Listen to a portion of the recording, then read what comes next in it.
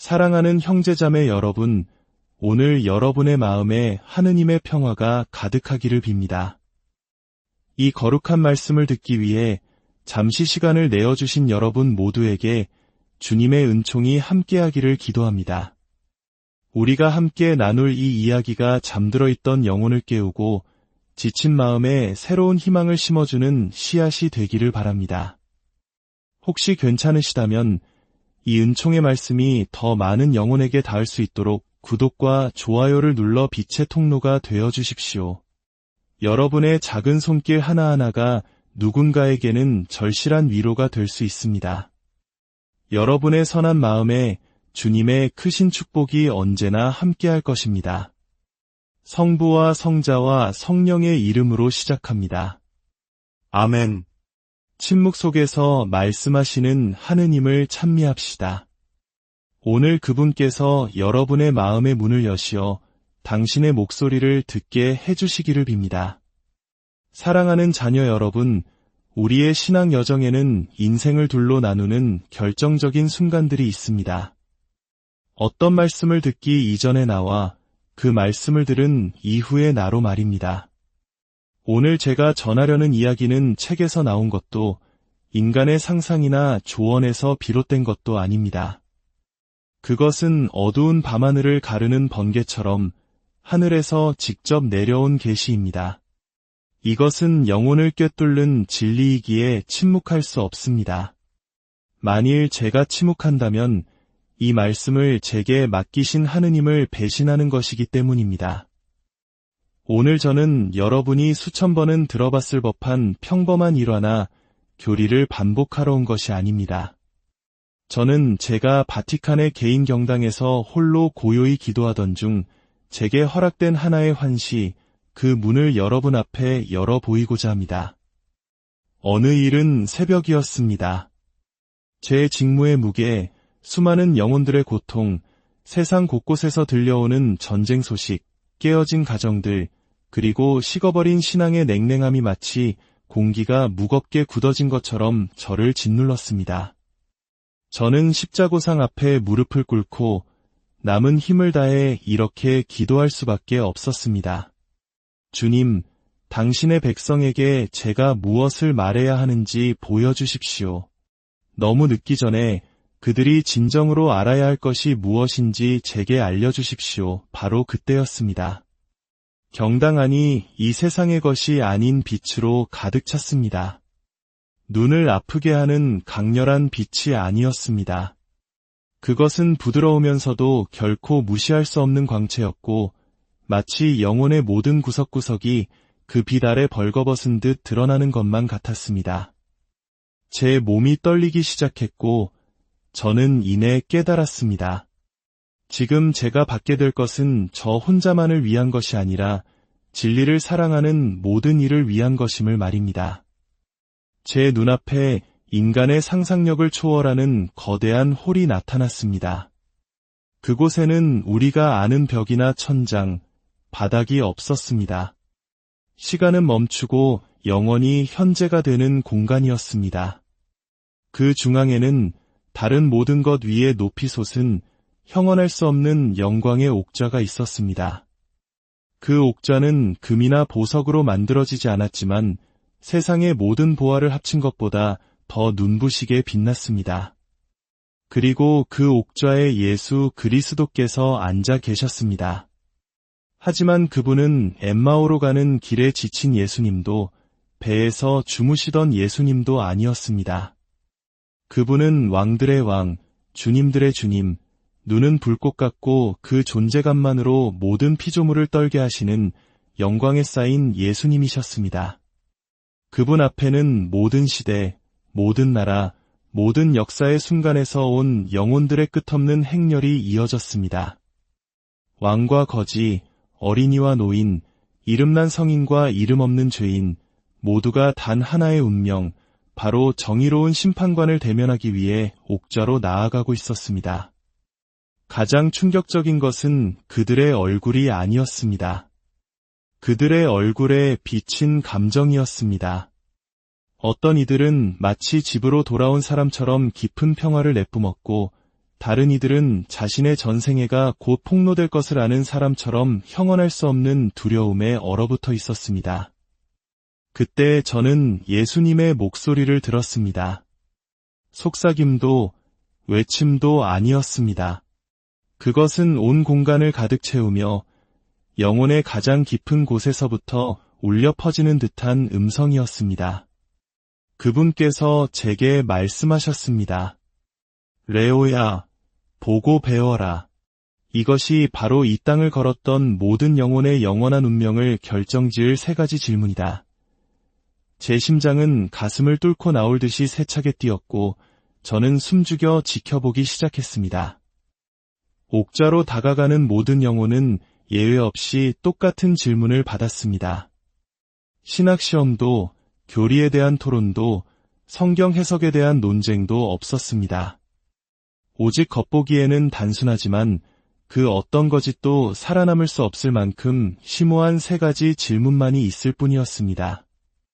이 질문들은 정보를 구하는 것이 아니라 영혼의 실체를 드러내는 것이었고, 변명을 듣기 위함이 아니라 마음속에 진정으로 무엇이 있는지를 보여주기 위함이었습니다.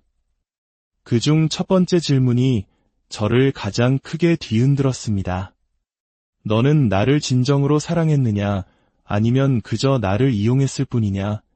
저는 그 질문을 모든 것을 잘 준비했다고 믿는 사람의 자신감을 가진 말쑥하게 차려입은 한 중년 남성이 옥좌 앞에 섰을 때 들었습니다. 그의 얼굴에는 보상을 기대하는 사람처럼 자신감이 넘쳤습니다. 하지만 그 질문을 듣자마자 그의 자신감은 산산이 부서졌습니다. 저는 그의 눈에서 처음에는 혼란을, 그 다음에는 공포를, 그리고 마지막으로는 자신이 속아서 살아왔음을 깨달은 사람의 고통을 보았습니다. 이 남자는 평생 하느님의 사랑에 대해 말해왔습니다. 그는 설교하고, 가르치고, 상담했습니다. 성경 구절을 인용하고, 헌금을 내고, 교회에서 봉사했습니다. 하지만 진실의 순간에 그는 자신의 신앙이 철저히 거래적이었음을 깨달았습니다. 그는 예수님을 그분 자체로 찾은 것이 아니라 성공, 존경, 번영, 인정을 가져다 줄 수 있는 수단으로 찾았던 것입니다. 그는 신앙이 주는 혜택은 사랑했지만 신앙의 주인은 사랑하지 않았습니다. 사랑하는 자녀 여러분, 바로 이 지점에서 하늘의 목소리가 오늘 여러분의 마음을 만지기 원합니다. 왜냐하면 그 남자는 단지 그 사람만이 아니기 때문입니다. 그 남자는 여러분일 수도 있고 저일 수도 있습니다. 헌신을 이익과 혼동하고 봉사를 편의와 착각하며 기도를 부탁을 들어주는 요술 방망이처럼 여기는 우리 모두일 수 있습니다. 예수님은 행운의 부적으로 이용당하기를 원치 않으십니다. 그분은 우리의 믿음이 흥정의 대상이 되기를 원치 않으십니다. 그분은 우리가 무엇을 받느냐에 좌우되는 사랑이 아니라 그분이 누구시냐에 근거한 순수한 사랑을 원하십니다. 이는 마치 우리 한국의 많은 신자들이 경계해야 할 기복신앙의 모습과도 같습니다. 복을 받기 위해, 문제가 해결되기 위해 하느님을 찾는 마음 말입니다. 물론 우리는 어려울 때 주님께 매달려야 합니다. 하지만 우리의 관계가 거기서 멈춘다면 그것은 진정한 사랑이라 할 수 있을까요? 이것을 지켜보며 저는 멀리 로스앤젤레스에 사는 메르세데스라는 58세 여성의 편지가 떠올랐습니다. 그녀는 자신을 영원히 바꿔놓은 꿈을 꾼 후에 제게 편지를 보냈습니다. 꿈속에서 그녀는 예수님 앞에 섰고 바로 이 질문을 들었습니다. 너는 나를 진정으로 사랑했느냐, 아니면 그저 이용했느냐?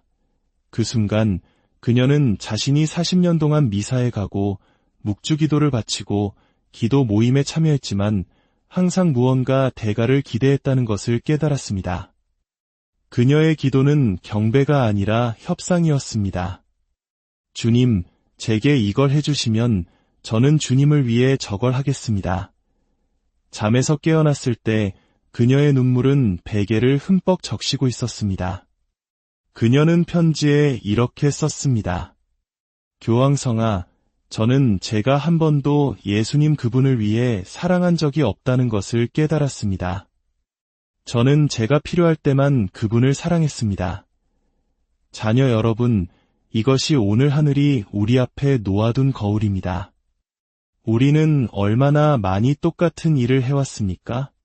우리는 얼마나 많이 고통을 없애기 위해, 막힌 문을 열기 위해, 사랑하는 사람을 치유하기 위해 예수님을 찾았습니까?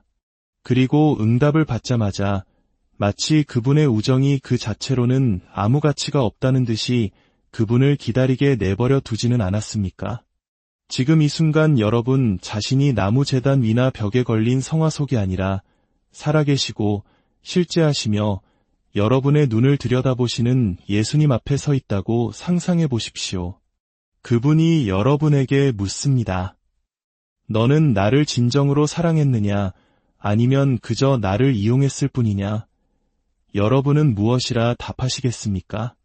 아무것도 구하지 않고 침묵 속에서도 그분과 함께 머물렀다고, 단지 간청하기 위해서가 아니라 감사하기 위해 그분을 찾았다고, 그분의 길을 이해할 수 없을 때조차 그분을 경배할 수 있었다고 말할 수 있겠습니까? 사랑하는 자녀여, 이 질문은 오늘 여러분을 단죄하기 위함이 아니라 구원하기 위함입니다. 여러분의 마음을 살펴보고 여러분의 사랑이 조건적이었고 믿음이 이기적이었음을 발견한다면 아직 바꿀 시간이 있습니다. 오늘부터 그분이 주실 수 있는 것 때문이 아니라 그분이 누구신가 때문에 그분을 찾기 시작할 수 있습니다. 오늘부터 상황이 변하지 않더라도 그분의 현존 안에 머물기로 결심할 수 있습니다. 왜냐하면 그분과 함께 있는 것만으로도 이미 가장 큰 기적이기 때문입니다. 두 번째 질문은 우리 중 많은 이들에게 불편한 거울이 될 것입니다. 너는 나에 대한 개인적인 확신으로 나를 믿었느냐? 아니면 그저 전통을 따랐을 뿐이냐? 이것은 신앙의 환경에서 자라난 우리에게 특히나 뼈아픈 질문입니다. 신앙을 유산으로 물려받는 것은 아름다운 일이지만 그것을 자신의 것으로 만들지 않으면 시들어 버립니다. 당신은 기도문을 외울 수는 있지만 예수님의 목소리를 들었던 개인적인 기억은 단 하나도 없을 수 있습니다. 당신은 모든 축일에 참여할 수는 있지만 주님, 제가 배우라고 해서가 아니라 제가 당신을 만났기 때문에 당신을 선택합니다. 라고 단 한 번도 말씀드린 적이 없을 수 있습니다. 저는 제 환시에서 평생을 교회 안에서 살았지만 예수님을 인격적으로 대한 적이 없는 사람들을 보았습니다. 그들은 미사는 알았지만 스승은 몰랐습니다. 그들은 성사는 알았지만 구세주는 몰랐습니다. 그리고 예수님께서 이 두 번째 질문을 하셨을 때 그들은 할 말을 잃었습니다. 왜냐하면 그들의 신앙은 개인적인 체험에 뿌리를 두고 있지 않았기 때문입니다. 여기서 저의 조언은 급진적입니다. 마치 한 번도 만난 적 없는 것처럼 예수님을 찾으십시오.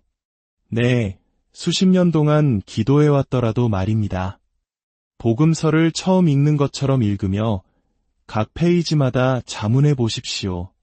주님께서 오늘 나에게 무엇을 말씀하고 계시는가? 여러분 자신의 말로 그분께 말씀드리십시오. 다른 아무도 모르는 것을 그분께 말씀드리십시오. 여러분의 의심까지도 말씀드리십시오. 개인적인 신앙은 질문을 숨기는 것으로 만들어지는 것이 아니라 그 질문을 주님께로 가져감으로써 만들어집니다.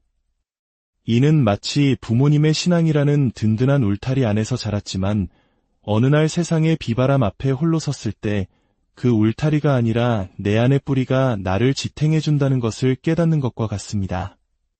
부모님이 물려주신 신앙은 귀한 선물이지만 내가 직접 만나고 체험한 하느님만이 내 인생의 폭풍우를 이겨낼 힘이 되어줍니다. 빌려온 믿음으로는 영혼의 허기를 채울 수 없습니다. 마지막 세 번째 질문은 우리의 위선을 남김없이 드러냅니다. 너는 나를 위해 살았느냐? 아니면 그저 나에 대해 말만 했을 뿐이냐? 이 질문은 우리의 불일치를 폭로합니다. 그리고 하늘에서는 영성으로 위장한 불일치보다 더 지독한 악취를 풍기는 것은 없습니다. 모든 사람을 속일 수는 있어도 예수님은 속일 수 없습니다. 그분은 여러분이 설교하는 것과 여러분이 사는 것이 일치하는지 아십니다. 저는 완벽함에 대해 말하는 것이 아닙니다. 우리 모두는 넘어집니다. 저는 여러분이 넘어질 때마다 다시 일어설 수 있는 진실함에 대해 말하는 것입니다. 자신의 잘못을 인정하고 용서를 구하는 겸손에 대해 옳지 않다고 하는 것을 바꿀 용기에 대해 말하는 것입니다. 시카고의 한 부제였던 알레한드로는 어느 날 아들이 자신에게 이렇게 말했던 경험을 제게 털어놓았습니다. 아빠는 성당에서는 예수님에 대해 설교하시지만 집에서는 그분 같지 않아요. 그 말은 그의 가슴을 무너뜨렸지만 동시에 그를 구원했습니다. 그날부터 그는 자신이 설교하는 것을 가장 먼저 실천하는 장소가 바로 자신의 가정이 되도록 결심했습니다. 그는 수백 명에게 설교하는 것보다 집에서 인내심을 갖는 것이 더 어려웠다고 고백했습니다. 이것이 저의 세 번째 조언입니다. 작은 것에서부터 일관성을 시작하십시오. 집에서 말하는 방식이 공개적으로 말할 때처럼 존중스럽게 하십시오. 여러분의 관대함이 가장 가까운 가족에게서 먼저 보이게 하십시오. 여러분의 용서가 가장 상처받기 쉬운 관계에서 시작되게 하십시오. 자녀 여러분, 이 세 가지 질문은 먼 훗날의 이야기가 아닙니다. 그것은 바로 오늘, 지금 이 순간 우리의 삶을 비추는 거울입니다. 그렇다면 우리는 어떻게 준비해야 합니까? 두려움이 아니라 사랑으로, 불안이 아니라 진실로 준비해야 합니다. 첫째, 그리스도를 향한 사랑을 정화하십시오. 매일 아무것도 구하지 않고 오직 그분을 경배하기 위한 기도 시간을 따로 마련하십시오. 십자고상이나 성체 앞에서 조용히 앉아 이렇게 말씀드리십시오. 주님, 저는 단지 당신과 함께 있기 위해 왔습니다. 처음에는 마음이 온갖 요청으로 가득 차려 할 것입니다. 굴복하지 마십시오. 그분의 현존을 즐기는 법을 배우십시오. 그것이 첫 번째 질문에 평화롭게 답하기 위한 훈련입니다. 둘째, 물려받은 신앙을 개인적인 신앙으로 변화시키십시오. 예수님을 여러분의 친구로, 상담가로, 주님으로 삼으십시오. 누군가가 강요해서가 아니라 여러분이 그분을 따르기로 결심했기 때문입니다. 복음서를 읽고 여러분만의 언어로 기도하며 그분과의 살아있는 우정을 쌓아가십시오. 셋째, 여러분의 삶과 말을 일치시키십시오. 양심 성찰을 할 때 큰 죄뿐만 아니라 작은 불일치에 대해서도 성찰해 보십시오. 인내를 설교하면서 가족에게 소리치지는 않았는지, 관대함에 대해 말하면서 나누는데 인색하지는 않았는지 말입니다. 그리고 개선하기 위해 구체적인 결정을 내리십시오. 오늘 할 수 있는 것을 다음 주로 미루지 마십시오. 오늘 화해하고 오늘 나쁜 습관을 끊기 위한 한 걸음을 내딛고 오늘 식어버린 신앙을 데우기 위한 구체적인 행동을 하십시오. 사랑하는 아들, 딸 여러분, 이 모든 것을 여러분에게 부담을 주기 위해 말하는 것이 아닙니다. 나중에 시간이 있을 것이라는 가장 위험한 환상에서 여러분을 해방시키기 위함입니다. 그 나중이 올지 우리는 알 수 없습니다. 그러므로 시작하기에 가장 좋은 날은 바로 오늘입니다. 여러분이 오늘 내리는 모든 결정은 예수님의 세 가지 질문에 대한 미리 쓰는 답안지와 같습니다. 대가 없이 사랑할 때마다 여러분은 네, 주님, 저는 진정으로 당신을 사랑했습니다. 라고 답하는 것입니다. 여러분 스스로 그분을 찾을 때마다 네, 주님, 저는 확신을 가지고 당신을 믿었습니다. 라고 답하는 것입니다. 여러분이 설교하는 대로 살 때마다 네, 주님, 저는 당신을 위해 살았습니다. 라고 말하는 것입니다. 어제 실패했더라도 오늘 다시 시도한다면 하늘은 기뻐합니다. 성부께서는 여러분을 만나러 달려오시고 성령께서는 힘을 주십니다. 우리의 어머니이신 성모 마리아께서 여러분을 위해 전구해 주십니다. 강해질 필요는 없습니다. 단지 한 번 더 일어서기만 하면 됩니다. 이제 잠시 눈을 감으실 수 있다면 감아주십시오. 깊이 숨을 들이쉬십시오. 여러분이 이미지 속이 아니라 살아계시고 실제하시며 사랑으로 여러분을 바라보시는 예수님 앞에 있다고 느껴보십시오. 그리고 여러분 영혼의 깊은 곳에서부터 저와 함께 이 기도를 바쳐주십시오. 주 예수님, 오늘 당신의 말씀 앞에 저의 영혼을 엽니다. 저의 사랑이 얼마나 이기적이었는지, 저의 믿음이 얼마나 습관적이었는지, 저의 삶이 얼마나 당신의 말씀과 동떨어져 있었는지 고백합니다. 그러나 주님, 저는 오늘 다시 시작하기를 원합니다. 당신께서 주시는 것 때문이 아니라 당신 자신 때문에 당신을 사랑하게 하소서. 전통 때문이 아니라 제가 만난 당신에 대한 확신으로 당신을 믿게 하소서. 말로만이 아니라 저의 삶으로 당신을 증거하게 하소서. 저의 약함을 당신께 맡겨드리니 당신의 힘으로 저를 채워주소서.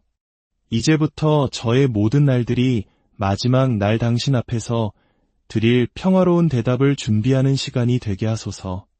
이제 다 함께 시대를 초월한 교회의 믿음으로 기도합시다. 하늘에 계신 우리 아버지, 아버지의 이름이 거룩히 빛나시며 아버지의 나라가 오시며 아버지의 뜻이 하늘에서와 같이 땅에서도 이루어지소서.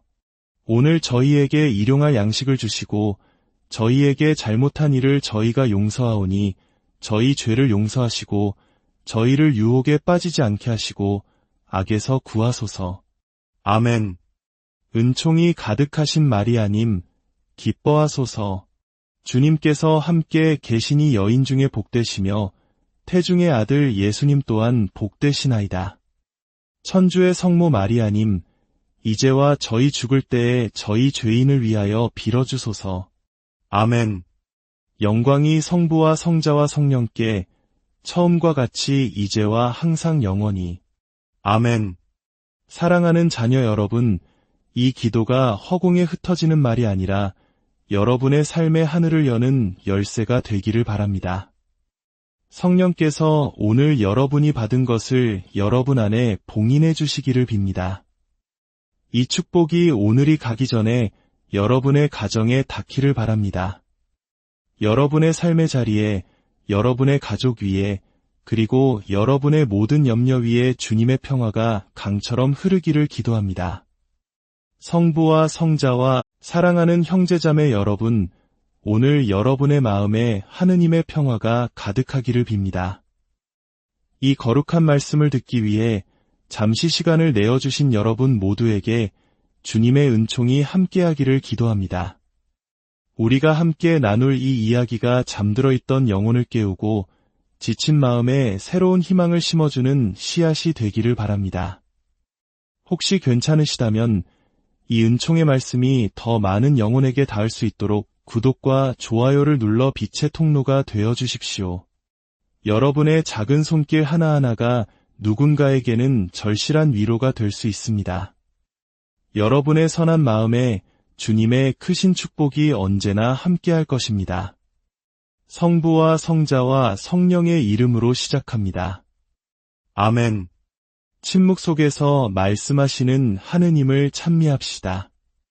오늘 그분께서 여러분의 마음의 문을 여시어 당신의 목소리를 듣게 해주시기를 빕니다. 사랑하는 자녀 여러분, 우리의 신앙 여정에는 인생을 둘로 나누는 결정적인 순간들이 있습니다. 어떤 말씀을 듣기 이전의 나와 그 말씀을 들은 이후의 나로 말입니다. 오늘 제가 전하려는 이야기는 책에서 나온 것도 인간의 상상이나 조언에서 비롯된 것도 아닙니다. 그것은 어두운 밤하늘을 가르는 번개처럼 하늘에서 직접 내려온 계시입니다. 이것은 영혼을 꿰뚫는 진리이기에 침묵할 수 없습니다. 만일 제가 침묵한다면 이 말씀을 제게 맡기신 하느님을 배신하는 것이기 때문입니다. 오늘 저는 여러분이 수천 번은 들어봤을 법한 평범한 일화나 교리를 반복하러 온 것이 아닙니다. 저는 제가 바티칸의 개인 경당에서 홀로 고요히 기도하던 중 제게 허락된 하나의 환시, 그 문을 여러분 앞에 열어 보이고자 합니다. 어느 일은 새벽이었습니다. 제 직무의 무게, 수많은 영혼들의 고통, 세상 곳곳에서 들려오는 전쟁 소식, 깨어진 가정들, 그리고 식어버린 신앙의 냉랭함이 마치 공기가 무겁게 굳어진 것처럼 저를 짓눌렀습니다. 저는 십자고상 앞에 무릎을 꿇고 남은 힘을 다해 이렇게 기도할 수밖에 없었습니다. 주님, 당신의 백성에게 제가 무엇을 말해야 하는지 보여주십시오. 너무 늦기 전에 그들이 진정으로 알아야 할 것이 무엇인지 제게 알려주십시오. 바로 그때였습니다. 경당 안이 이 세상의 것이 아닌 빛으로 가득 찼습니다. 눈을 아프게 하는 강렬한 빛이 아니었습니다. 그것은 부드러우면서도 결코 무시할 수 없는 광채였고 마치 영혼의 모든 구석구석이 그 빛 아래 벌거벗은 듯 드러나는 것만 같았습니다. 제 몸이 떨리기 시작했고 저는 이내 깨달았습니다. 지금 제가 받게 될 것은 저 혼자만을 위한 것이 아니라 진리를 사랑하는 모든 이를 위한 것임을 말입니다. 제 눈앞에 인간의 상상력을 초월하는 거대한 홀이 나타났습니다. 그곳에는 우리가 아는 벽이나 천장, 바닥이 없었습니다. 시간은 멈추고 영원히 현재가 되는 공간이었습니다. 그 중앙에는 다른 모든 것 위에 높이 솟은 형언할 수 없는 영광의 옥좌가 있었습니다. 그 옥좌는 금이나 보석으로 만들어지지 않았지만 세상의 모든 보화를 합친 것보다 더 눈부시게 빛났습니다. 그리고 그 옥좌에 예수 그리스도께서 앉아 계셨습니다. 하지만 그분은 엠마오로 가는 길에 지친 예수님도 배에서 주무시던 예수님도 아니었습니다. 그분은 왕들의 왕, 주님들의 주님, 눈은 불꽃 같고 그 존재감만으로 모든 피조물을 떨게 하시는 영광에 쌓인 예수님이셨습니다. 그분 앞에는 모든 시대, 모든 나라, 모든 역사의 순간에서 온 영혼들의 끝없는 행렬이 이어졌습니다. 왕과 거지, 어린이와 노인, 이름난 성인과 이름 없는 죄인, 모두가 단 하나의 운명, 바로 정의로운 심판관을 대면하기 위해 옥좌로 나아가고 있었습니다. 가장 충격적인 것은 그들의 얼굴이 아니었습니다. 그들의 얼굴에 비친 감정이었습니다. 어떤 이들은 마치 집으로 돌아온 사람처럼 깊은 평화를 내뿜었고, 다른 이들은 자신의 전생애가 곧 폭로될 것을 아는 사람처럼 형언할 수 없는 두려움에 얼어붙어 있었습니다. 그때 저는 예수님의 목소리를 들었습니다. 속삭임도 외침도 아니었습니다. 그것은 온 공간을 가득 채우며 영혼의 가장 깊은 곳에서부터 울려 퍼지는 듯한 음성이었습니다. 그분께서 제게 말씀하셨습니다. 레오야, 보고 배워라. 이것이 바로 이 땅을 걸었던 모든 영혼의 영원한 운명을 결정지을 세 가지 질문이다. 제 심장은 가슴을 뚫고 나올 듯이 세차게 뛰었고 저는 숨죽여 지켜보기 시작했습니다. 옥좌로 다가가는 모든 영혼은 예외 없이 똑같은 질문을 받았습니다. 신학시험도, 교리에 대한 토론도, 성경 해석에 대한 논쟁도 없었습니다. 오직 겉보기에는 단순하지만 그 어떤 거짓도 살아남을 수 없을 만큼 심오한 세 가지 질문만이 있을 뿐이었습니다. 이 질문들은 정보를 구하는 것이 아니라 영혼의 실체를 드러내는 것이었고, 변명을 듣기 위함이 아니라 마음속에 진정으로 무엇이 있는지를 보여주기 위함이었습니다. 그중 첫 번째 질문이 저를 가장 크게 뒤흔들었습니다. 너는 나를 진정으로 사랑했느냐, 아니면 그저 나를 이용했을 뿐이냐? 저는 그 질문을 모든 것을 잘 준비했다고 믿는 사람의 자신감을 가진 말쑥하게 차려입은 한 중년 남성이 옥좌 앞에 섰을 때 들었습니다. 그의 얼굴에는 보상을 기대하는 사람처럼 자신감이 넘쳤습니다. 하지만 그 질문을 듣자마자 그의 자신감은 산산이 부서졌습니다. 저는 그의 눈에서 처음에는 혼란을, 그 다음에는 공포를, 그리고 마지막으로는 자신이 속아서 살아왔음을 깨달은 사람의 고통을 보았습니다. 이 남자는 평생 하느님의 사랑에 대해 말해왔습니다. 그는 설교하고, 가르치고, 상담했습니다. 성경 구절을 인용하고, 헌금을 내고, 교회에서 봉사했습니다. 하지만 진실의 순간에 그는 자신의 신앙이 철저히 거래적이었음을 깨달았습니다. 그는 예수님을 그분 자체로 찾은 것이 아니라 성공, 존경, 번영, 인정을 가져다 줄 수 있는 수단으로 찾았던 것입니다. 그는 신앙이 주는 혜택은 사랑했지만 신앙의 주인은 사랑하지 않았습니다. 사랑하는 자녀 여러분, 바로 이 지점에서 하늘의 목소리가 오늘 여러분의 마음을 만지기 원합니다. 왜냐하면 그 남자는 단지 그 사람만이 아니기 때문입니다. 그 남자는 여러분일 수도 있고 저일 수도 있습니다. 헌신을 이익과 혼동하고 봉사를 편의와 착각하며 기도를 부탁을 들어주는 요술 방망이처럼 여기는 우리 모두일 수 있습니다. 예수님은 행운의 부적으로 이용당하기를 원치 않으십니다. 그분은 우리의 믿음이 흥정의 대상이 되기를 원치 않으십니다. 그분은 우리가 무엇을 받느냐에 좌우되는 사랑이 아니라 그분이 누구시냐에 근거한 순수한 사랑을 원하십니다. 이는 마치 우리 한국의 많은 신자들이 경계해야 할 기복신앙의 모습과도 같습니다.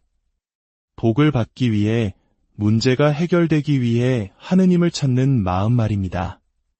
물론 우리는 어려울 때 주님께 매달려야 합니다. 하지만 우리의 관계가 거기서 멈춘다면 그것은 진정한 사랑이라 할 수 있을까요? 이것을 지켜보며 저는 멀리 로스앤젤레스에 사는 메르세데스라는 58세 여성의 편지가 떠올랐습니다. 그녀는 자신을 영원히 바꿔놓은 꿈을 꾼 후에 제게 편지를 보냈습니다. 꿈속에서 그녀는 예수님 앞에 섰고 바로 이 질문을 들었습니다. 너는 나를 진정으로 사랑했느냐, 아니면 그저 이용했느냐? 그 순간 그녀는 자신이 40년 동안 미사에 가고 묵주기도를 바치고 기도 모임에 참여했지만 항상 무언가 대가를 기대했다는 것을 깨달았습니다. 그녀의 기도는 경배가 아니라 협상이었습니다. 주님, 제게 이걸 해주시면 저는 주님을 위해 저걸 하겠습니다. 잠에서 깨어났을 때 그녀의 눈물은 베개를 흠뻑 적시고 있었습니다. 그녀는 편지에 이렇게 썼습니다. 교황성아, 저는 제가 한 번도 예수님 그분을 위해 사랑한 적이 없다는 것을 깨달았습니다. 저는 제가 필요할 때만 그분을 사랑했습니다. 자녀 여러분, 이것이 오늘 하늘이 우리 앞에 놓아둔 거울입니다. 우리는 얼마나 많이 똑같은 일을 해왔습니까? 우리는 얼마나 많이 고통을 없애기 위해, 막힌 문을 열기 위해, 사랑하는 사람을 치유하기 위해 예수님을 찾았습니까? 그리고 응답을 받자마자 마치 그분의 우정이 그 자체로는 아무 가치가 없다는 듯이 그분을 기다리게 내버려 두지는 않았습니까? 지금 이 순간 여러분 자신이 나무 제단 위나 벽에 걸린 성화속이 아니라 살아계시고 실제하시며 여러분의 눈을 들여다보시는 예수님 앞에 서 있다고 상상해 보십시오. 그분이 여러분에게 묻습니다. 너는 나를 진정으로 사랑했느냐, 아니면 그저 나를 이용했을 뿐이냐? 여러분은 무엇이라 답하시겠습니까? 아무것도 구하지 않고 침묵 속에서도 그분과 함께 머물렀다고, 단지 간청하기 위해서가 아니라 감사하기 위해 그분을 찾았다고, 그분의 길을 이해할 수 없을 때조차 그분을 경배할 수 있었다고 말할 수 있겠습니까? 사랑하는 자녀여, 이 질문은 오늘 여러분을 단죄하기 위함이 아니라 구원하기 위함입니다.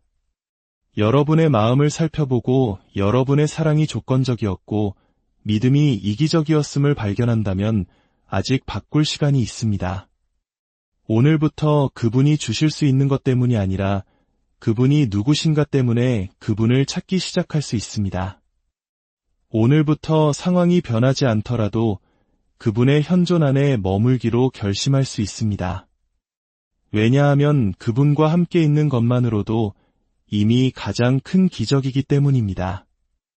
두 번째 질문은 우리 중 많은 이들에게 불편한 거울이 될 것입니다. 너는 나에 대한 개인적인 확신으로 나를 믿었느냐, 아니면 그저 전통을 따랐을 뿐이냐? 이것은 신앙의 환경에서 자라난 우리에게 특히나 뼈아픈 질문입니다. 신앙을 유산으로 물려받는 것은 아름다운 일이지만 그것을 자신의 것으로 만들지 않으면 시들어 버립니다. 당신은 기도문을 외울 수는 있지만 예수님의 목소리를 들었던 개인적인 기억은 단 하나도 없을 수 있습니다. 당신은 모든 축일에 참여할 수는 있지만 주님, 제가 배우라고 해서가 아니라 제가 당신을 만났기 때문에 당신을 선택합니다. 라고 단 한 번도 말씀드린 적이 없을 수 있습니다. 저는 제 환시에서 평생을 교회 안에서 살았지만 예수님을 인격적으로 대한 적이 없는 사람들을 보았습니다. 그들은 미사는 알았지만 스승은 몰랐습니다. 그들은 성사는 알았지만 구세주는 몰랐습니다. 그리고 예수님께서 이 두 번째 질문을 하셨을 때 그들은 할 말을 잃었습니다. 왜냐하면 그들의 신앙은 개인적인 체험에 뿌리를 두고 있지 않았기 때문입니다. 여기서 저의 조언은 급진적입니다. 마치 한 번도 만난 적 없는 것처럼 예수님을 찾으십시오. 네, 수십 년 동안 기도해왔더라도 말입니다. 복음서를 처음 읽는 것처럼 읽으며 각 페이지마다 자문해 보십시오. 주님께서 오늘 나에게 무엇을 말씀하고 계시는가? 여러분 자신의 말로 그분께 말씀드리십시오. 다른 아무도 모르는 것을 그분께 말씀드리십시오. 여러분의 의심까지도 말씀드리십시오. 개인적인 신앙은 질문을 숨기는 것으로 만들어지는 것이 아니라 그 질문을 주님께로 가져감으로써 만들어집니다. 이는 마치 부모님의 신앙이라는 든든한 울타리 안에서 자랐지만 어느 날 세상의 비바람 앞에 홀로 섰을 때 그 울타리가 아니라 내 안의 뿌리가 나를 지탱해준다는 것을 깨닫는 것과 같습니다. 부모님이 물려주신 신앙은 귀한 선물이지만 내가 직접 만나고 체험한 하느님만이 내 인생의 폭풍우를 이겨낼 힘이 되어줍니다. 빌려온 믿음으로는 영혼의 허기를 채울 수 없습니다. 마지막 세 번째 질문은 우리의 위선을 남김없이 드러냅니다. 너는 나를 위해 살았느냐, 아니면 그저 나에 대해 말만 했을 뿐이냐? 이 질문은 우리의 불일치를 폭로합니다. 그리고 하늘에서는 영성으로 위장한 불일치보다 더 지독한 악취를 풍기는 것은 없습니다.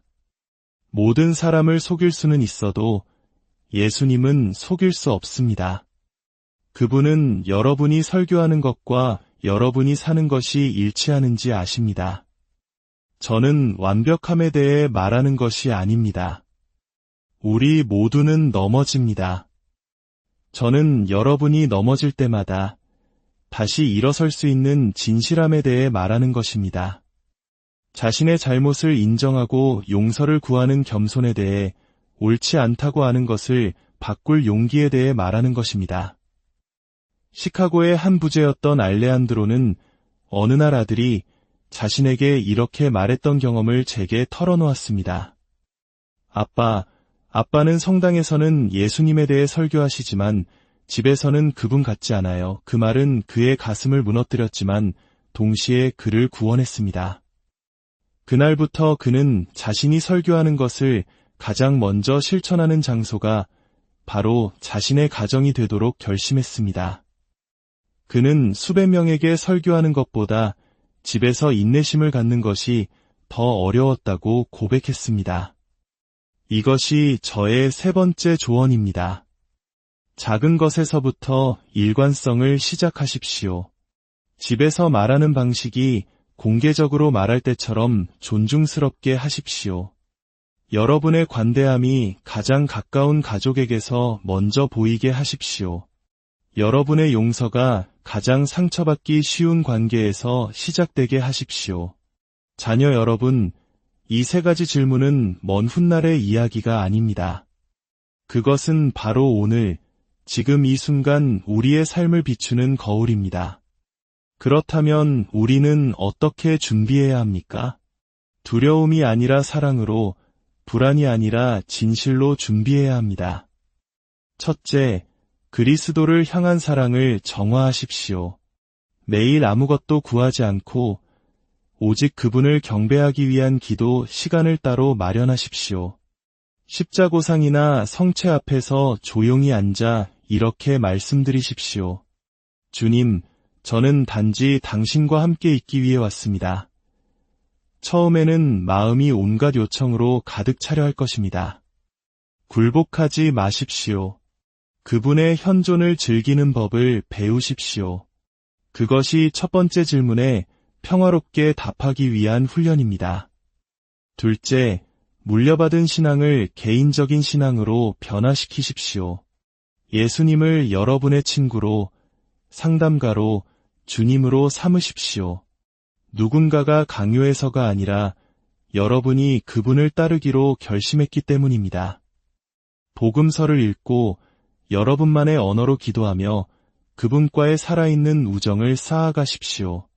셋째, 여러분의 삶과 말을 일치시키십시오. 양심 성찰을 할 때 큰 죄뿐만 아니라 작은 불일치에 대해서도 성찰해 보십시오. 인내를 설교하면서 가족에게 소리치지는 않았는지, 관대함에 대해 말하면서 나누는데 인색하지는 않았는지 말입니다. 그리고 개선하기 위해 구체적인 결정을 내리십시오. 오늘 할 수 있는 것을 다음 주로 미루지 마십시오. 오늘 화해하고 오늘 나쁜 습관을 끊기 위한 한 걸음을 내딛고 오늘 식어버린 신앙을 데우기 위한 구체적인 행동을 하십시오. 사랑하는 아들, 딸 여러분, 이 모든 것을 여러분에게 부담을 주기 위해 말하는 것이 아닙니다. 나중에 시간이 있을 것이라는 가장 위험한 환상에서 여러분을 해방시키기 위함입니다.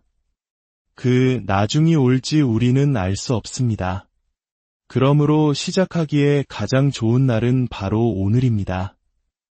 여러분이 오늘 내리는 모든 결정은 예수님의 세 가지 질문에 대한 미리 쓰는 답안지와 같습니다. 대가 없이 사랑할 때마다 여러분은 네, 주님, 저는 진정으로 당신을 사랑했습니다. 라고 답하는 것입니다. 여러분 스스로 그분을 찾을 때마다 네, 주님, 저는 확신을 가지고 당신을 믿었습니다. 라고 답하는 것입니다. 여러분이 설교하는 대로 살 때마다 네, 주님, 저는 당신을 위해 살았습니다. 라고 말하는 것입니다. 어제 실패했더라도 오늘 다시 시도한다면 하늘은 기뻐합니다. 성부께서는 여러분을 만나러 달려오시고 성령께서는 힘을 주십니다. 우리의 어머니이신 성모 마리아께서 여러분을 위해 전구해 주십니다. 강해질 필요는 없습니다. 단지 한 번 더 일어서기만 하면 됩니다. 이제 잠시 눈을 감으실 수 있다면 감아주십시오. 깊이 숨을 들이쉬십시오. 여러분이 이미지 속이 아니라 살아계시고 실제하시며 사랑으로 여러분을 바라보시는 예수님 앞에 있다고 느껴보십시오. 그리고 여러분 영혼의 깊은 곳에서부터 저와 함께 이 기도를 바쳐주십시오. 주 예수님, 오늘 당신의 말씀 앞에 저의 영혼을 엽니다. 저의 사랑이 얼마나 이기적이었는지, 저의 믿음이 얼마나 습관적이었는지, 저의 삶이 얼마나 당신의 말씀과 동떨어져 있었는지 고백합니다. 그러나 주님, 저는 오늘 다시 시작하기를 원합니다. 당신께서 주시는 것 때문이 아니라 당신 자신 때문에 당신을 사랑하게 하소서. 전통 때문이 아니라 제가 만난 당신에 대한 확신으로 당신을 믿게 하소서. 말로만이 아니라 저의 삶으로 당신을 증거하게 하소서. 저의 약함을 당신께 맡겨드리니 당신의 힘으로 저를 채워주소서. 이제부터 저의 모든 날들이 마지막 날 당신 앞에서 드릴 평화로운 대답을 준비하는 시간이 되게 하소서. 이제 다 함께 시대를 초월한 교회의 믿음으로 기도합시다. 하늘에 계신 우리 아버지, 아버지의 이름이 거룩히 빛나시며 아버지의 나라가 오시며 아버지의 뜻이 하늘에서와 같이 땅에서도 이루어지소서. 오늘 저희에게 일용할 양식을 주시고 저희에게 잘못한 일을 저희가 용서하오니 저희 죄를 용서하시고 저희를 유혹에 빠지지 않게 하시고 악에서 구하소서. 아멘. 은총이 가득하신 마리아님, 기뻐하소서. 주님께서 함께 계시니 여인 중에 복되시며 태중의 아들 예수님 또한 복되시나이다. 천주의 성모 마리아님, 이제와 저희 죽을 때에 저희 죄인을 위하여 빌어주소서. 아멘. 영광이 성부와 성자와 성령께 처음과 같이 이제와 항상 영원히. 아멘. 사랑하는 자녀 여러분, 이 기도가 허공에 흩어지는 말이 아니라 여러분의 삶의 하늘을 여는 열쇠가 되기를 바랍니다. 성령께서 오늘 여러분이 받은 것을 여러분 안에 봉인해 주시기를 빕니다. 이 축복이 오늘이 가기 전에 여러분의 가정에 닿기를 바랍니다. 여러분의 삶의 자리에, 여러분의 가족 위에, 그리고 여러분의 모든 염려 위에 주님의 평화가 강처럼 흐르기를 기도합니다. 성부와 성자와 사랑하는 형제자매 여러분, 오늘 여러분의 마음에 하느님의 평화가 가득하기를 빕니다. 이 거룩한 말씀을 듣기 위해 잠시 시간을 내어주신 여러분 모두에게 주님의 은총이 함께하기를 기도합니다. 우리가 함께 나눌 이 이야기가 잠들어 있던 영혼을 깨우고 지친 마음에 새로운 희망을 심어주는 씨앗이 되기를 바랍니다. 혹시 괜찮으시다면 이 은총의 말씀이 더 많은 영혼에게 닿을 수 있도록 구독과 좋아요를 눌러 빛의 통로가 되어 주십시오. 여러분의 작은 손길 하나하나가 누군가에게는 절실한 위로가 될 수 있습니다. 여러분의 선한 마음에 주님의 크신 축복이 언제나 함께할 것입니다. 성부와 성자와 성령의 이름으로 시작합니다. 아멘. 침묵 속에서 말씀하시는 하느님을 찬미합시다. 오늘 그분께서 여러분의 마음의 문을 여시어 당신의 목소리를 듣게 해주시기를 빕니다. 사랑하는 자녀 여러분, 우리의 신앙 여정에는 인생을 둘로 나누는 결정적인 순간들이 있습니다. 어떤 말씀을 듣기 이전의 나와 그 말씀을 들은 이후의 나로 말입니다. 오늘 제가 전하려는 이야기는 책에서 나온 것도 인간의 상상이나 조언에서 비롯된 것도 아닙니다. 그것은 어두운 밤하늘을 가르는 번개처럼 하늘에서 직접 내려온 계시입니다. 이것은 영혼을 꿰뚫는 진리이기에 침묵할 수 없습니다. 만일 제가 침묵한다면 이 말씀을 제게 맡기신 하느님을 배신하는 것이기 때문입니다. 오늘 저는 여러분이 수천 번은 들어봤을 법한 평범한 일화나 교리를 반복하러 온 것이 아닙니다. 저는 제가 바티칸의 개인 경당에서 홀로 고요히 기도하던 중 제게 허락된 하나의 환시, 그 문을 여러분 앞에 열어 보이고자 합니다. 어느 일은 새벽이었습니다. 제 직무의 무게, 수많은 영혼들의 고통, 세상 곳곳에서 들려오는 전쟁 소식, 깨어진 가정들, 그리고 식어버린 신앙의 냉랭함이 마치 공기가 무겁게 굳어진 것처럼 저를 짓눌렀습니다. 저는 십자고상 앞에 무릎을 꿇고 남은 힘을 다해 이렇게 기도할 수밖에 없었습니다. 주님, 당신의 백성에게 제가 무엇을 말해야 하는지 보여주십시오. 너무 늦기 전에 그들이 진정으로 알아야 할 것이 무엇인지 제게 알려주십시오. 바로 그때였습니다. 경당 안이 이 세상의 것이 아닌 빛으로 가득 찼습니다. 눈을 아프게 하는 강렬한 빛이 아니었습니다. 그것은 부드러우면서도 결코 무시할 수 없는 광채였고 마치 영혼의 모든 구석구석이 그 빛 아래 벌거벗은 듯 드러나는 것만 같았습니다. 제 몸이 떨리기 시작했고 저는 이내 깨달았습니다. 지금 제가 받게 될 것은 저 혼자만을 위한 것이 아니라 진리를 사랑하는 모든 이를 위한 것임을 말입니다. 제 눈앞에 인간의 상상력을 초월하는 거대한 홀이 나타났습니다. 그곳에는 우리가 아는 벽이나 천장, 바닥이 없었습니다. 시간은 멈추고 영원히 현재가 되는 공간이었습니다. 그 중앙에는 다른 모든 것 위에 높이 솟은 형언할 수 없는 영광의 옥좌가 있었습니다. 그 옥좌는 금이나 보석으로 만들어지지 않았지만 세상의 모든 보화를 합친 것보다 더 눈부시게 빛났습니다. 그리고 그 옥좌에 예수 그리스도께서 앉아 계셨습니다. 하지만 그분은 엠마오로 가는 길에 지친 예수님도 배에서 주무시던 예수님도 아니었습니다. 그분은 왕들의 왕, 주님들의 주님, 눈은 불꽃 같고 그 존재감만으로 모든 피조물을 떨게 하시는 영광에 쌓인 예수님이셨습니다. 그분 앞에는 모든 시대, 모든 나라, 모든 역사의 순간에서 온 영혼들의 끝없는 행렬이 이어졌습니다. 왕과 거지, 어린이와 노인, 이름난 성인과 이름 없는 죄인, 모두가 단 하나의 운명, 바로 정의로운 심판관을 대면하기 위해 옥좌로 나아가고 있었습니다. 가장 충격적인 것은 그들의 얼굴이 아니었습니다. 그들의 얼굴에 비친 감정이었습니다. 어떤 이들은 마치 집으로 돌아온 사람처럼 깊은 평화를 내뿜었고, 다른 이들은 자신의 전생애가 곧 폭로될 것을 아는 사람처럼 형언할 수 없는 두려움에 얼어붙어 있었습니다. 그때 저는 예수님의 목소리를 들었습니다. 속삭임도 외침도 아니었습니다. 그것은 온 공간을 가득 채우며 영혼의 가장 깊은 곳에서부터 울려 퍼지는 듯한 음성이었습니다. 그분께서 제게 말씀하셨습니다. 레오야, 보고 배워라. 이것이 바로 이 땅을 걸었던 모든 영혼의 영원한 운명을 결정지을 세 가지 질문이다. 제 심장은 가슴을 뚫고 나올 듯이 세차게 뛰었고 저는 숨죽여 지켜보기 시작했습니다. 옥좌로 다가가는 모든 영혼은 예외 없이 똑같은 질문을 받았습니다.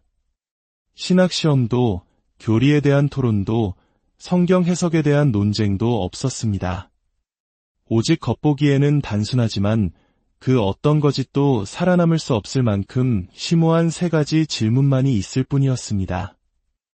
이 질문들은 정보를 구하는 것이 아니라 영혼의 실체를 드러내는 것이었고, 변명을 듣기 위함이 아니라 마음속에 진정으로 무엇이 있는지를 보여주기 위함이었습니다. 그중 첫 번째 질문이 저를 가장 크게 뒤흔들었습니다. 너는 나를 진정으로 사랑했느냐, 아니면 그저 나를 이용했을 뿐이냐? 저는 그 질문을 모든 것을 잘 준비했다고 믿는 사람의 자신감을 가진 말쑥하게 차려입은 한 중년 남성이 옥좌 앞에 섰을 때 들었습니다. 그의 얼굴에는 보상을 기대하는 사람처럼 자신감이 넘쳤습니다. 하지만 그 질문을 듣자마자 그의 자신감은 산산이 부서졌습니다. 저는 그의 눈에서 처음에는 혼란을, 그 다음에는 공포를, 그리고 마지막으로는 자신이 속아서 살아왔음을 깨달은 사람의 고통을 보았습니다. 이 남자는 평생 하느님의 사랑에 대해 말해왔습니다. 그는 설교하고, 가르치고, 상담했습니다. 성경 구절을 인용하고, 헌금을 내고, 교회에서 봉사했습니다. 하지만 진실의 순간에 그는 자신의 신앙이 철저히 거래적이었음을 깨달았습니다. 그는 예수님을 그분 자체로 찾은 것이 아니라 성공, 존경, 번영, 인정을 가져다 줄 수 있는 수단으로 찾았던 것입니다. 그는 신앙이 주는 혜택은 사랑했지만 신앙의 주인은 사랑하지 않았습니다. 사랑하는 자녀 여러분, 바로 이 지점에서 하늘의 목소리가 오늘 여러분의 마음을 만지기 원합니다. 왜냐하면 그 남자는 단지 그 사람만이 아니기 때문입니다. 그 남자는 여러분일 수도 있고 저일 수도 있습니다. 헌신을 이익과 혼동하고 봉사를 편의와 착각하며 기도를 부탁을 들어주는 요술 방망이처럼 여기는 우리 모두일 수 있습니다. 예수님은 행운의 부적으로 이용당하기를 원치 않으십니다. 그분은 우리의 믿음이 흥정의 대상이 되기를 원치 않으십니다. 그분은 우리가 무엇을 받느냐에 좌우되는 사랑이 아니라 그분이 누구시냐에 근거한 순수한 사랑을 원하십니다. 이는 마치 우리 한국의 많은 신자들이 경계해야 할 기복신앙의 모습과도 같습니다. 복을 받기 위해, 문제가 해결되기 위해 하느님을 찾는 마음 말입니다. 물론 우리는 어려울 때 주님께 매달려야 합니다. 하지만 우리의 관계가 거기서 멈춘다면 그것은 진정한 사랑이라 할 수 있을까요? 이것을 지켜보며 저는 멀리 로스앤젤레스에 사는 메르세데스라는 58세 여성의 편지가 떠올랐습니다. 그녀는 자신을 영원히 바꿔놓은 꿈을 꾼 후에 제게 편지를 보냈습니다. 꿈속에서 그녀는 예수님 앞에 섰고 바로 이 질문을 들었습니다. 너는 나를 진정으로 사랑했느냐, 아니면 그저 이용했느냐? 그 순간 그녀는 자신이 40년 동안 미사에 가고 묵주기도를 바치고 기도 모임에 참여했지만 항상 무언가 대가를 기대했다는 것을 깨달았습니다. 그녀의 기도는 경배가 아니라 협상이었습니다. 주님, 제게 이걸 해주시면 저는 주님을 위해 저걸 하겠습니다. 잠에서 깨어났을 때 그녀의 눈물은 베개를 흠뻑 적시고 있었습니다. 그녀는 편지에 이렇게 썼습니다. 교황성아, 저는 제가 한 번도 예수님 그분을 위해 사랑한 적이 없다는 것을 깨달았습니다. 저는 제가 필요할 때만 그분을 사랑했습니다. 자녀 여러분, 이것이 오늘 하늘이 우리 앞에 놓아둔 거울입니다. 우리는 얼마나 많이 똑같은 일을 해왔습니까? 우리는 얼마나 많이 고통을 없애기 위해, 막힌 문을 열기 위해, 사랑하는 사람을 치유하기 위해 예수님을 찾았습니까? 그리고 응답을 받자마자 마치 그분의 우정이 그 자체로는 아무 가치가 없다는 듯이 그분을 기다리게 내버려 두지는 않았습니까? 지금 이 순간 여러분 자신이 나무 제단 위나 벽에 걸린 성화속이 아니라 살아계시고 실제하시며 여러분의 눈을 들여다보시는 예수님 앞에 서 있다고 상상해 보십시오. 그분이 여러분에게 묻습니다. 너는 나를 진정으로 사랑했느냐, 아니면 그저 나를 이용했을 뿐이냐? 여러분은 무엇이라 답하시겠습니까? 아무것도 구하지 않고 침묵 속에서도 그분과 함께 머물렀다고, 단지 간청하기 위해서가 아니라 감사하기 위해 그분을 찾았다고, 그분의 길을 이해할 수 없을 때조차 그분을 경배할 수 있었다고 말할 수 있겠습니까? 사랑하는 자녀여, 이 질문은 오늘 여러분을 단죄하기 위함이 아니라 구원하기 위함입니다. 여러분의 마음을 살펴보고 여러분의 사랑이 조건적이었고 믿음이 이기적이었음을 발견한다면 아직 바꿀 시간이 있습니다. 오늘부터 그분이 주실 수 있는 것 때문이 아니라 그분이 누구신가 때문에 그분을 찾기 시작할 수 있습니다. 오늘부터 상황이 변하지 않더라도 그분의 현존 안에 머물기로 결심할 수 있습니다. 왜냐하면 그분과 함께 있는 것만으로도 이미 가장 큰 기적이기 때문입니다. 두 번째 질문은 우리 중 많은 이들에게 불편한 거울이 될 것입니다. 너는 나에 대한 개인적인 확신으로 나를 믿었느냐, 아니면 그저 전통을 따랐을 뿐이냐? 이것은 신앙의 환경에서 자라난 우리에게 특히나 뼈아픈 질문입니다. 신앙을 유산으로 물려받는 것은 아름다운 일이지만 그것을 자신의 것으로 만들지 않으면 시들어 버립니다. 당신은 기도문을 외울 수는 있지만 예수님의 목소리를 들었던 개인적인 기억은 단 하나도 없을 수 있습니다. 당신은 모든 축일에 참여할 수는 있지만 주님, 제가 배우라고 해서가 아니라 제가 당신을 만났기 때문에 당신을 선택합니다. 라고 단 한 번도 말씀드린 적이 없을 수 있습니다. 저는 제 환시에서 평생을 교회 안에서 살았지만 예수님을 인격적으로 대한 적이 없는 사람들을 보았습니다. 그들은 미사는 알았지만 스승은 몰랐습니다. 그들은 성사는 알았지만